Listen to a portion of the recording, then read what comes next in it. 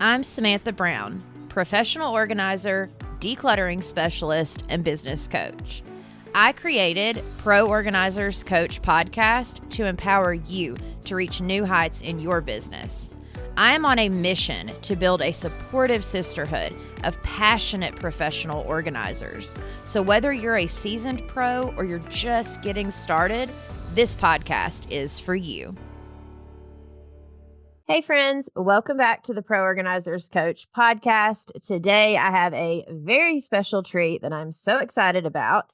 So I have a fellow professional organizer from here in Knoxville, which we actually met through networking, which is something that, is amazing in the business world, that we can meet others, and that as professional organizers, it's all about community and not competition, because there's plenty for all of us. Mm-hmm. And so this is Jodana Kanabi, and she has actually decided to come on and help us and talk to us about the do's and don'ts of starting our business, because she's been in business for 14 years, which is crazy to me. So thank you so much for being on the podcast.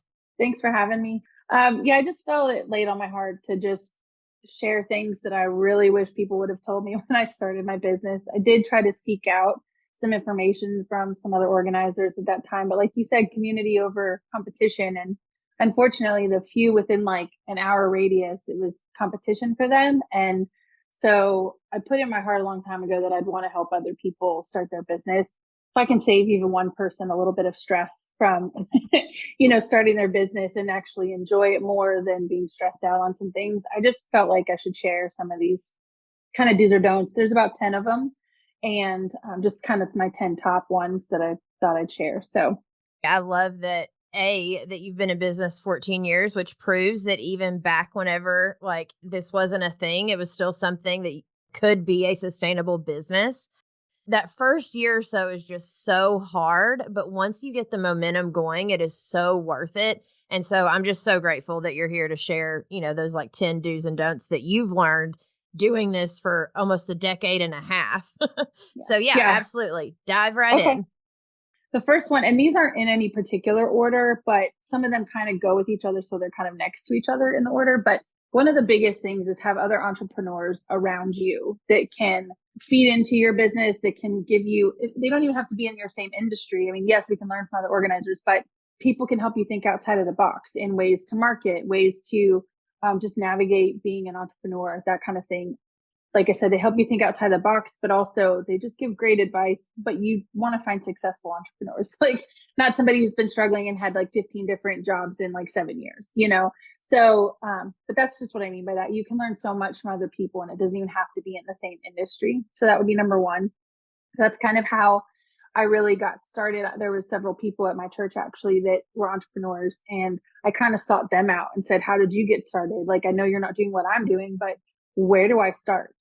So they were really helpful kind of in that beginning. They'd have coffee with me and tell me some really good tricks and tips on, some of these actually tips that I may share with you have to do with some of the things I learned from them. So I love that they were able to speak into your life and help you. Mm-hmm. And which is actually like the group coaching community that I have. The reason I built that was exactly what you just said, where it matters who we surround ourselves with. It matters that we have other entrepreneurs that are cheering us along, and that, that we have that community, because this business can get very lonely if you are doing it 100% on your own. Absolutely. Absolutely.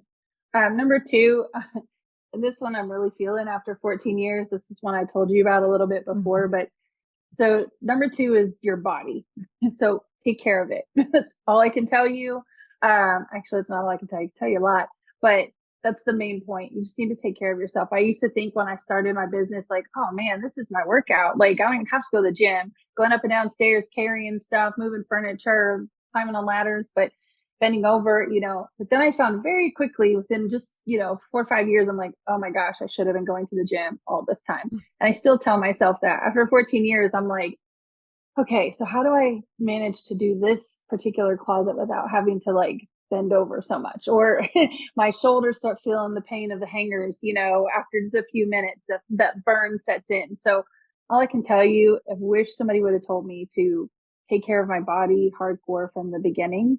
So I wouldn't be feeling so much pain after even a Yeah. few years, 10 years, 14 years down the line. So Like you were saying, with this being like the business that we do, we kind of tell ourselves, well, it's kind of like the gym, like we're getting a workout, but we're not getting cardio is the hmm problem. hmm And especially in my body, and at least what I've noticed is I need the cardio. And if I don't hmm make a point to get the cardio somewhere else, then I'm not getting like my heart rate up. I'm not getting the yeah, benefits of cardio. But then there's yeah, also the whole like as you get older, the inflammation of what you're eating and like all of yes. those things. Going along with your body, you have to protect your body too. Like, if you have to wear a back support, if you need to wear ankle supports, wear really good shoes. Like, you're on your feet, but it's not just like you're on your feet standing at a retail like place where you're just cashing people in and out. Like bending, moving, lifting, putting extra weight on your body while you're moving things around and stuff.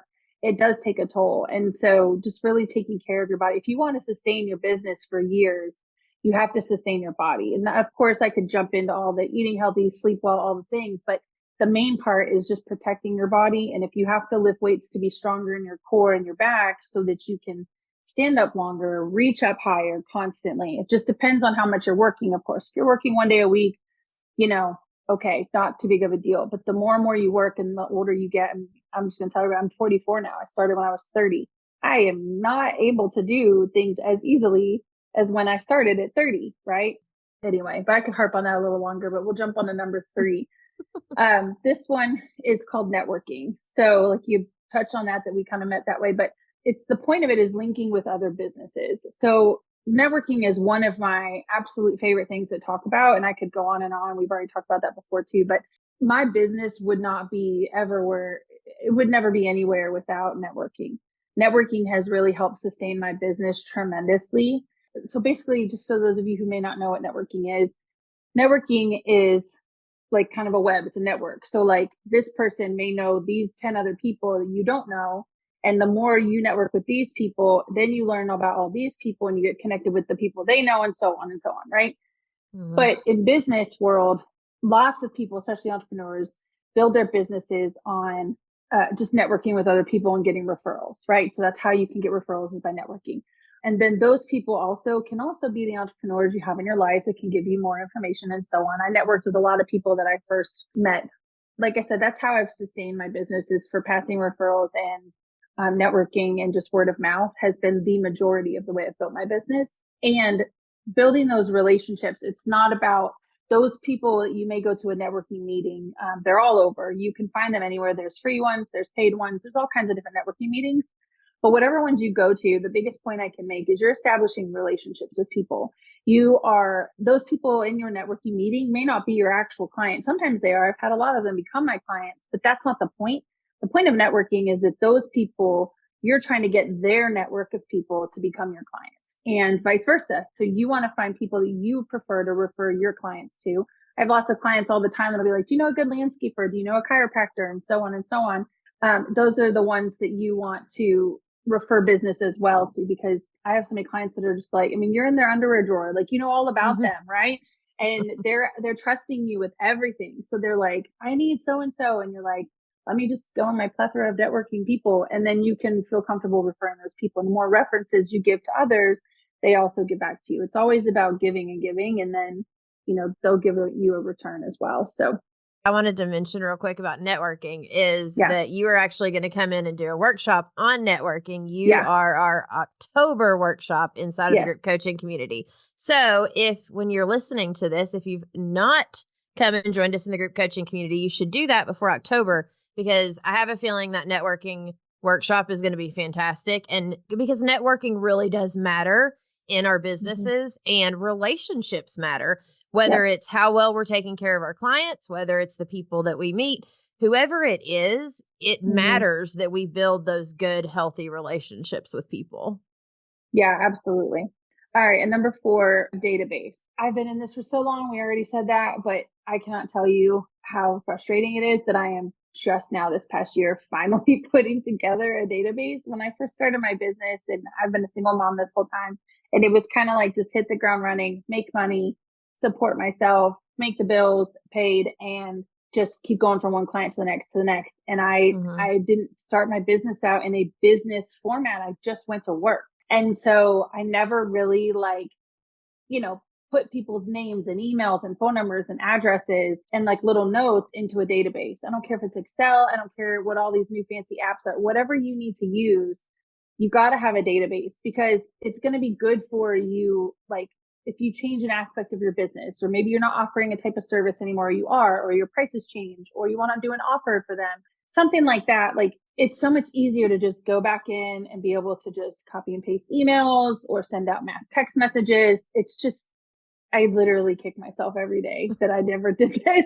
And it's such a pain to go back through 14 calendars. And, you know, I'm very visual. So everything's been written on calendars, you know, and then I have my phone and, you know, but it's nice to have a database that you can have notes written next to a person's name on kind of like what you did and what you accomplished, or if there's just special notes about that person. I have that in my phone, but then you have to go back through and find every, you know, one that's headed under client. I mean, at least I did that, you know, but I really wish somebody would have told me, some of those entrepreneurs I met in the very beginning, I wish they would have told me like, get a database. Anyway, so enough about that.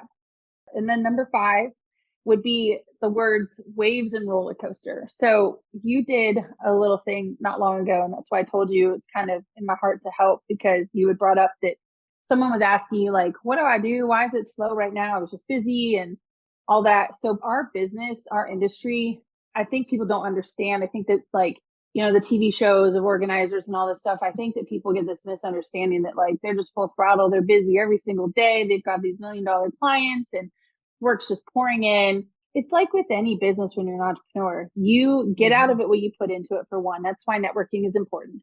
It's kind of like I heard somebody say, what you're doing right now will really feed your business 3 months to 6 months from now. So that means in 3 months to 6 months, you're either going to have a lull or you're going to have a busy time. Like it's just going to depend. And that's like with any industry when you're an entrepreneur, you always have to understand there's going to be a slow time. Like it's not if, it's when, right? So you really have to prepare and plan. I wish somebody would have told me, save up some money, put a little tiny bit aside, not just for savings, but just for business, so that you can pay yourself, because nobody pays us. We don't get a salary, right?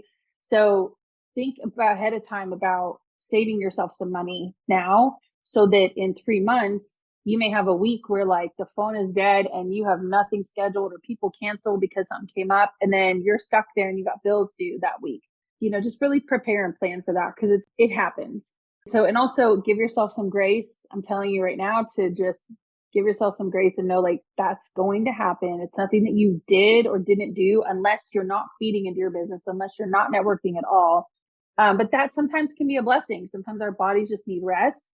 But if you're seeing that you're a month in, you've gone a month without any clients, or maybe you've had one client for a couple of days in the whole month, just go back and look at what you're doing in your business. Are you networking? Are you, go back and, check in with previous clients and just say, hey, I'd really love any referrals. Do you happen to know anybody you could send my name to? Just put some effort into your business. Don't just put your website up and your name out there and expect that they're just going to fall to your feet, right?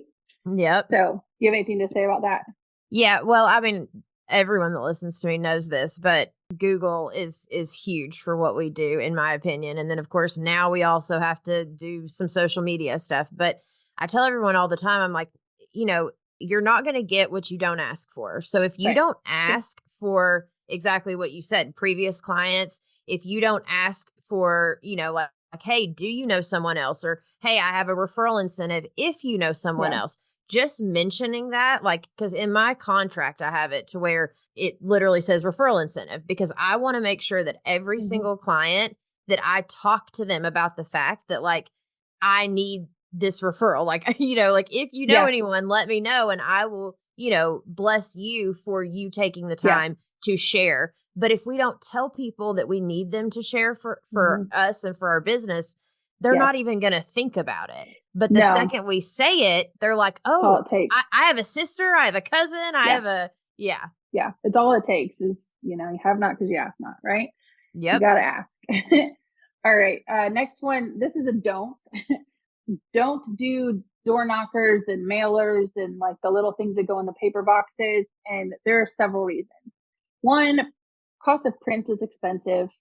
And two, because most people, because I know myself, but also we're all, if you're an organizer, you're probably not keeping paper clutter if your brain naturally goes to organization.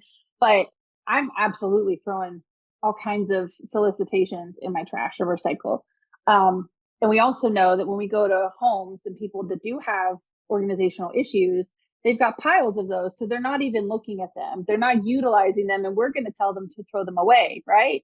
Yeah. Mm-hmm. So it's like, the return on investment is not there. Mm-mm. And then you're either paying someone to do it for you, or so you're paying for the print work, you're paying for someone to do it for you, or you're paying yourself because you're taking time out of an opportunity to go to work, to go door to door, putting door knockers or little things in their paper boxes. And then another reason is that most neighborhoods have no solicitation nowadays anyway. Our neighborhood in these condos, they have that, but there's still mailers in all of my paper boxes all the time, Mm-hmm. So, but they go in the trash. So I can't stress enough. I've tried it so many times and I've never had one single person for the hundreds of dollars that I've spent on trying to advertise that way. This is when I first started, and I tried it even again a few years later and a few years like, no, it just doesn't, it's work. not worth it. No, Yeah. not worth it. So I went and this is hilarious looking back at it now, but I was so determined to get my business to work and, putting the work in. But I went and got the like clear door hangers. There are like a bag. And I put a card. I put a postcard with like a coupon that I'd created and printed and paid to print off. I put candy in there. Like I went so far above and beyond and like created all of these and went and put them everywhere. And exactly what you said, I did not get one single client out of all of that effort and all of that money that I spent. And the other one that I don't do either is the yard sale, the ones you put in the yard, because I paid, I think it was like $300 for maybe like 15 of those. The second a storm comes through, they're gone.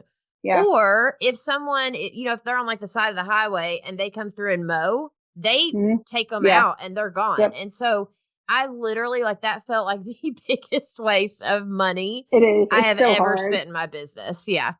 Yeah. It's so sad. It's discouraging more than anything. You're just like, I just did. And especially if you go in like a house, a neighborhood with like 300 houses, which I managed to hit like 200 houses the first time I ever did it. And I walked, through that whole neighborhood, hills and everything. And not one, I was like, it took me like 8 hours, for 2 different days to do it. And then another neighborhood was like 50 houses. And I even like knocked on the door to try to tell people that I was their new neighbor. And I just wanted to help out in our neighborhood. And then I did one again when I just moved into these condos and there's 100 houses in here. And I got permission from the HOA to even put my little, I even gave them a little discount because it's my neighbor discount. On a side note, this is not one of the 10, but don't give discounts. Just you are what you're worth. Giving a special once in a while, that's understandable, or giving old clients a little bit of incentive is different, but just don't cut your prices. Anyway, that's another story for another day. So, but in my own neighborhood this time too, literally not one person. And I know most of them, and I walk by and their garages are full, and our HOA, we have rules, and like nothing. So I've done it 3 times, not one. So we'll move on, but please don't waste your time. All right. So actually this kind of does tie into what I just said about not giving discounts. Boundaries. You need to know who you are in business and stick to it. It took me obviously years to kind of figure out, like I said, I just went to work. I just did whatever I could, just went to work, do anything I could to help get these people to, I even did, a little bit of light cleaning as I was working, just, whatever they needed. Right. But I'd even help people sell some things online. I would do stuff like whatever it took to pay the bills. But you got to figure out really who you are. And basically just boundaries are, so let me make sure I get this straight to help you understand. What I mean by boundaries, not just sticking with who you are in business, but sticking to your boundaries, meaning what days are you working? What times are you working? How many hours are you working every day? How much do you charge? Don't take that down if somebody's like, well, that's really expensive. You have to know what your value is. You have to know where your boundaries are. I've worked 3 Sundays in 14 years, and those were emergency reasons because I had somebody move and they were in dire straits. And I prayed about it, made a decision. It was fine to work on those days. But for me personally, and being a single mom, I worked for myself, so I didn't have to work evenings and weekends. So sometimes those get fudged sometimes, but you have to make the decision. Is that worth me changing my boundary for that particular client? In other words, just don't bend over backwards for people. Figure out when you want to work, how you want to work, what you like to do, all of those kind of things, and stick to that. And when you tell people what your boundaries are, they're just like, "Oh, okay." Because, like, you wouldn't go Exactly. into Walmart and it say that it's, $7.99 and be like, Yeah. "Well, could I maybe get Yeah. people, for us as, service providers, Mhm. we're always like overthinking what, like, oh, well, maybe if I do this, or, if I offer more options, maybe it'll make them say yes. And the No. problem is, that's when we get confused, they get confused, and then Yes. no one's buying anything. But when No. when we know, like for me, I've never worked an evening, not one time the entire Mhm. time I've done this, because I Mhm. tell people I'm better in the mornings. I know this Yeah. about myself. Right. So I do sessions either 9 to Right. 12 or 10 to 1. Those are your Yes. options. What time Yep. works best for you? That's right. Think about how people will say, your cable company, and like, we'll be there between 1 and 8 p.m. or we'll be there between, 8 and 4. They'll take that day off to get that internet hooked up, but they need to know that you are a real business. You don't call your doctor and say, hey, you know what? 8 p.m. really works better for me. So that's how you should run your business, Dr. Sir. Like, people will tell you, like, I can't do that. They can do what they know they need to do. It's just like when Mhm. people say, like, they can save when they really need to save. They can be available for you. You just have to help them understand that it is really important to make themselves available for their health, their home, their life in general. That, like I said, they'll take that time off to get their internet, or they'll take a time off to make an appointment with a doctor. They just need to know that this is very important for, everybody to have what they need to have in their home. Is it important? They need to find the value in what you're doing. And also, so boundaries too, I would have clients who would message me and want to reschedule for the next day at like 10 at night or midnight, and message me and be like, hey, I can't do tomorrow at 9 a.m. And I'm getting up at 8:30, sometimes rolling out of bed, running to my clients, if I had a, for whatever reason, if I overslept or something. But even if I get up at 7 and I see that they message me at midnight or 1 in the morning, they're probably not going to be up. They're expecting me not to show up. But then, which I'm going to get into cancellation policy soon, but then you're dealing with cancellation. Then you're dealing with rescheduling. If you've got a bill due, then you're hurrying up. There's so much that, and these next few things will tie into this, but you have to set up boundaries. And I tell people, I am a business. These are my business hours. If you message me after those business hours, I'm normally doing something with my kid. I'm running into sports, or we're eating dinner, or whatever. If you message me and I don't get back to you that evening, I will do my absolute best to get back to you in the morning or that very next day. But if we call a doctor's office, girl, they wait like 3 to 4 hours or 3 to 4 days before sometimes they even call you back to reschedule your appointment. So you have to help people understand you are a real and legit business. You Mhm. have hours. You are a human with rights to your private time and your family. And if you don't set those boundaries right away with people, they will walk all over you and eat you up and spit you out. That happened to me for like 6 years straight. I was Mhm. exhausted and I started hating my business after so many years of not hating my business, but got very burnt out because I was Mhm. realizing, which I'm going to go into this next one about it. But, if you don't set your boundaries and you don't stick to them, you will get burnt out, and nobody wants that. The next one is scheduling app. So this kind of goes along with that thing of people messaging you late at night wanting to reschedule. And I couldn't tell you, if I could get back the hours that I've spent all these years of texting people and rescheduling, and then being like, hey, what day do you have available? And when are you available? And wait, I can't do that day. Can I do that day? And then you're messaging your other client like, hey, I know you're flexible. This person can only do that day. Can you switch? Then you switch that person. The other person's like, well, never mind. I can't. And you're like, oh my gosh. Like, I'd be rescheduling people, like I said, late at night, and then stressing out, and it's not worth it. So let me tell you, the $15 a month I spend on my Calendly app is 100% the best investment I've ever made in my entire business. So take that money you're going to spend on door knockers and invest it in a calendar app. That's all I got to say. I don't care what calendar app you use, but it's so refreshing and nice. For one, you can have the link right on your website and people can go on and schedule with you. It's also the best way for me too. It's another way to help them easily send referrals. All they have to do is say, hey, here's her website. Go on there and click whatever and schedule a time with her, or whatever. Most calendar apps can have multiple different things you can schedule. Like, you can do a consultation, you can do actual working sessions. Like, there's so many different ways you can do a calendar app, but it literally was the biggest game changer for me. It helped major burnout because I felt like I was never not working Yeah. because I didn't have, even though I had working hours with my clients, but at nighttime, I was still working. And yes, we're entrepreneurs. We're always going to be working on our business, but there's a difference from being strained in your business versus Hmm. working on your business, right? So Absolutely. And can you that's go huge. into that a little bit more on the Calendly? So I know some organizers that will use Calendly like on their website to set up the consultation.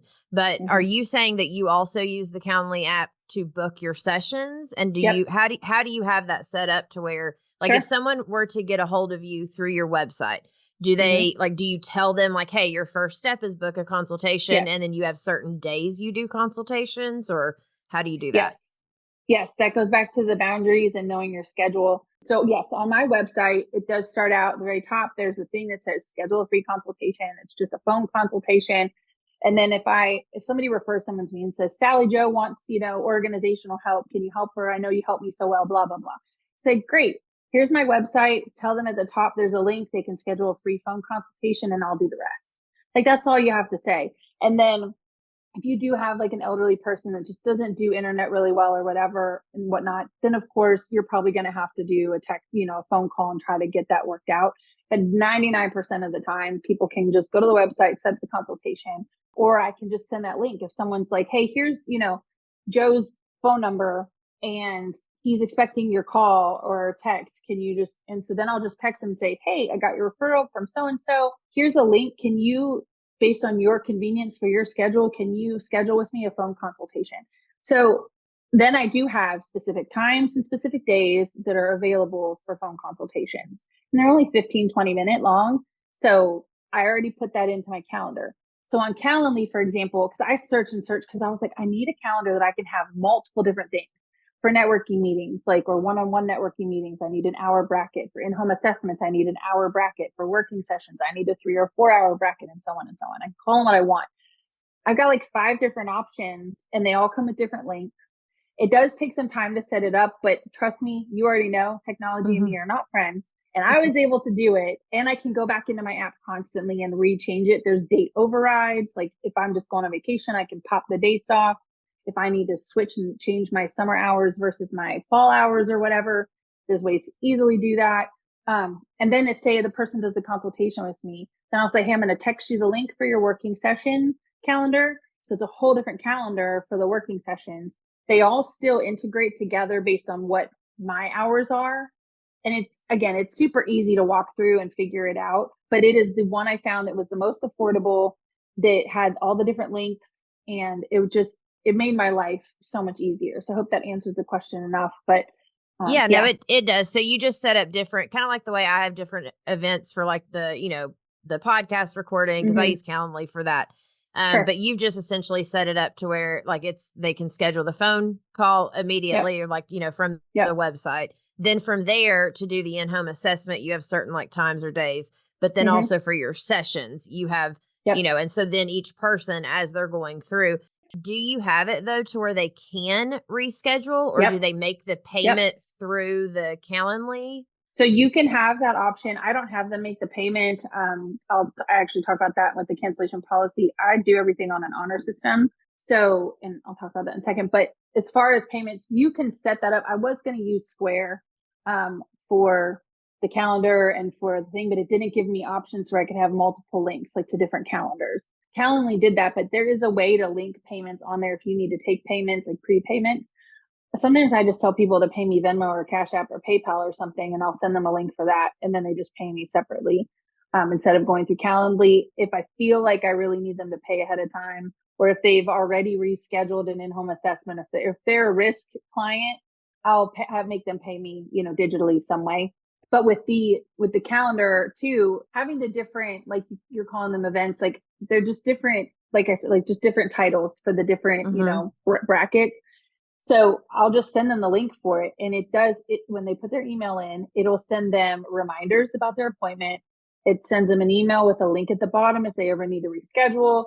It is literally, I've had people go on and reschedule. And I also, with my cancellation policy, I have a 72-hour cancellation policy. So I always tell them in the consultation, I have a 72-hour cancellation policy. You can go on any time on my link and cancel, but if you do it within the 72 hours for different reasons, then there's a fee. And I even have it set up too where it'll automatically send text messages to people to remind them. It also sends Mm-hmm. me an email and a text message to remind me when my next appointment is, or it sends me a text and an email also when people sign up. So it's just for $15. I cannot Right. tell you how much it has literally saved. It's been the best personal assistant of my life for Yeah. $15 a month. So yeah, I really encourage using it because if I could go back and get all those hours and the stress that it caused me to reschedule with people, it made me burnt out, and I'm not burnt out because of that anymore at all. It's been a huge game changer. So Love we it. talked about cancellation policy. I just touched on it. So I'm just telling you to have one and stick to it. I did not have a cancellation policy until about 3 years ago. I just trusted people, but I would have people contact me at like 10 in the morning. I'm on my way. I'm supposed to be there at 10:30. And they're like, hey, my girlfriend just stopped over. We're going to go to lunch and I'll have to reschedule. And I'm like, okay, there Mm-hmm. went hundreds of dollars out of my piggy bank and my rent's due tomorrow or something, you know, and you're just, but also it's the disrespect. And it's like, you wouldn't do that to your doctor. They're going to bill you. Right. Mm-hmm. So, or you wouldn't do that to, you know, your best friend who just stopped, you had plans with her for lunch and then somebody else, like, you know, people have to learn to respect people's businesses. And that's, again, setting up your boundaries, helping them understand you are established and that you have a cancellation policy. So take me seriously is Mm-hmm. basically what you want them to understand. So it can look different for everyone. I don't personally keep credit card information on file. I've only had to implement my cancellation policy once in the last 3 years. Just mine in particular, I have 72-hour cancellation policy. You can have a 48-hour. You can have whatever you want. You can I have an emergency. I'm a parent, so there's always going to be an emergency, and that's between the person and somebody else. If they're lying, that's on them. Mm-hmm. But I had one person tell me we were supposed to be packing out. She wanted me to help her on the day of the move, and her movers canceled on her, and her apartment complex she couldn't get in soon. It was a whole debacle. She paid me. My cancellation policy is if it's within 72 hours and it's not an emergency, they have to pay me $150 fee for that session. So it's not a full price for the session, but it's a partial payment. And then they from then on have to prepay. So that way they cancel, then I already have their money, and then I can either choose to refund part. And I let them know, like, if you're going to cancel for no reason, in my opinion, that's going to lunch with your friend or going shopping, which most of our clients don't need to go do. They need to work with us and not shop. Right. Mm-hmm. So it's just, you have to find out what works for you. If you want to keep people's credit card payments on file, I don't like that personally. I don't want to give just a service business my information. So that's my own personal preference. You just do what you want, but you got to have a cancellation policy or people will walk all over you and you will be very frustrated and get burnt out really quickly with that too. I love the fact that you not only have the cancellation policy of like the 72 hours, which I have as well, but then you Mm-hmm. also have it of once you cancel on me, if it's Yep. non-emergency, from then Yep. on you have to prepay. I think that's Absolutely. huge because exactly what you said earlier of risk clients. Like Yep. there are those certain clients that, one time you've rescheduled with me, okay, like you could, but when it becomes almost something of a habit or Yep. like and I almost expect you to cancel on me or Yeah. reschedule, like, to the point where I'm, like, making plans for that day, You have even a though I have you backup. on the Yep. calendar. Yeah, because Yep. I know you're probably gonna cancel on me, then Yep. I love the idea of the prepayment for Yep. those clients Well, specifically. I even went through I went through for a couple years before I just implemented this, where I would just make them prepay. Period. So you want to schedule with me, you have to prepay, and that went fine for a while. But then if they still canceled on me, then I still owed them hours. We still had to figure things out, and I just was like, I'm not getting anything extra for still being put out. So then there's Mhm. 3 days from now, I still have to, or a week from now, I've got to reschedule you and you paid me, but then I didn't have work that day, but now I got to work for free the other day because you already paid me. So mentally, I feel like it's free work. And Mhm. so that got to be where that was like, and I used to start out too. I know this little side note, but in the beginning, I started out selling packages of hours at a time. That worked for a long time for me, but I realized, so I would just have them buy hours in bulk. So the more hours they bought, then that's where a discount kind of came in, and everybody likes discounts. So really, I was still getting paid what I wanted to, but they thought they were getting a discounts marketing, right? It's kind of backwards Mhm. marketing. But, and that worked for a while until I felt like, and then I didn't have an expiration date on those. So some people would be like, we do, 6 out of 10 hours. And then like, I didn't hear from them. for like 8 months. And then those 4 hours I had to make up on a day where I'm like, man, I really need to pay rent or whatever. And now I'm going to work for free because I already spent that money like 6 months ago, you know? So you got to find what works for you. I don't say that bulk hours didn't work for me. You just have to learn how to set up boundaries again, have expiration dates. You know, if you want to sell somebody, 20-hour package, you give them a discount, that needs to be used up within 2 months. Like you've got to have some incentive that they're going to get it used up because when your bills are due. And if you spend all that money that month and 2 months later, now you got to work 20 hours, a whole week worth of work, but you got bills again. So you just got to find what works for you. So it does work. There's lots of different ways. Some people, like, you do 3-hour sessions. The last handful of years when I stopped doing the bulk rates, for about the last 5 or 6 years, I've been doing sessions where they just pay each day. I've always had clients pay each day unless they're doing unless they did the bulk hours, but it didn't not work. And this still has its ups and downs, because sometimes you look at your calendar and we go back to the roller coaster. You're like, I have the next 2 weeks completely blank. I'll tell you, I've gone let's see, months ago, I looked at my calendar and it was literally the 31st and there was 0 dates on my next calendar. Y'all, I've worked for 14 years in this. I've networked my face off. I know ridiculously amounts of people. Like, I shouldn't have had a blank month. That's where your faith comes in too, where you're just like, I trust you, Lord. Like, Yep. I trust you.